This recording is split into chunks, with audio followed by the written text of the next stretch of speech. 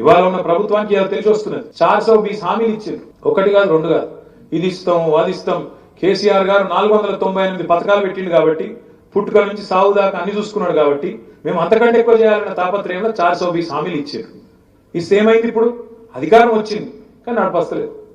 ఈ అడు చూస్తాను ఇటు చూస్తాను ఒకటే పని చేస్తాను. ఎవరి కౌంటర్ వాళ్ళు తెరిచిన సంపుడు చంపుతున్నారు.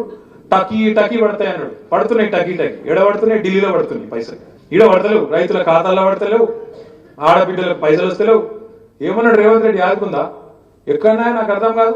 లగ్న పత్రిక పెట్టుకుంటే పైసలు పడాలి, పిల్లలు పుట్టినాక పైసలు పడుతున్నాయి. కళ్యాణ లక్ష్మి నేను వచ్చినాక రేపు లగ్న పత్రిక పెట్టుకోండి, వెంటనే పైసలు తులం బంగారం ₹1,00,000 ఇస్తా అని చెప్పిండు. మరి ఇప్పుడు బంగారం దొరుకుతలేదా? లేకపోతే బంగారం షాపులలో ముఖ్యమంత్రికి పతారే లేదా? ఒక్కళ్ళకన్నా వచ్చినాయా బంగారం, తులం బంగారం? ఎవ్వరకు రాలే. ఇట్లా ఒకటి కాదు రెండు కాదు, 420 హామీలు, 420 హామీలు ఇచ్చి నిన్నటితో కరెక్ట్ గా 420 రోజులు గడిచింది.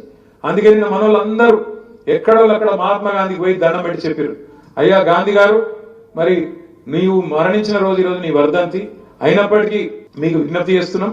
ఆ డూప్లికేట్ గాంధీ ఎవరైతే ఉన్నాడో రాహుల్ గాంధీ, ఆయన మనసులకు పో, కళలకు పోయి ఆయనకు చెప్పు, రాహుల్ గాంధీ గారు వచ్చి రేవంత్ రెడ్డికి ఆదేశం ఇచ్చినట్టు ఆయనకు కొంచెం బుద్ధి చెప్పు అని చెప్పి నిన్న మన వాళ్ళందరూ కూడా బ్రహ్మాండంగా కార్యక్రమం నిర్వహించారు.